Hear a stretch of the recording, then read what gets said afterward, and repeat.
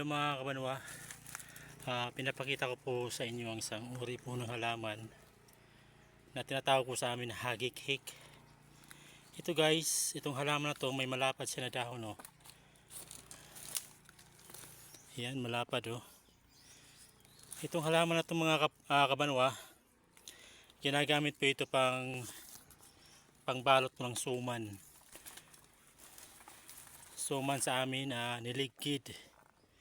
Suman na kamuting kahoy o kamuti, di ba? Yan guys, oh. Tapos may bulaklak din siya, oh. Yan. Hagik-hik po ang tawag sa amin ito guys. Ayan, para siyang duyaw, no? Yan, pero hindi po ito duyaw, ito po ay hagik-hik. Itong dahon na to guys, mabango to kapag nainitan. Kaya yung suman po, kapag kinakain natin yung suman, maano siya guys, mabango din. Yan.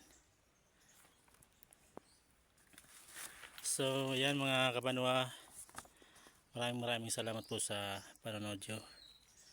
Halamang hagik-hik.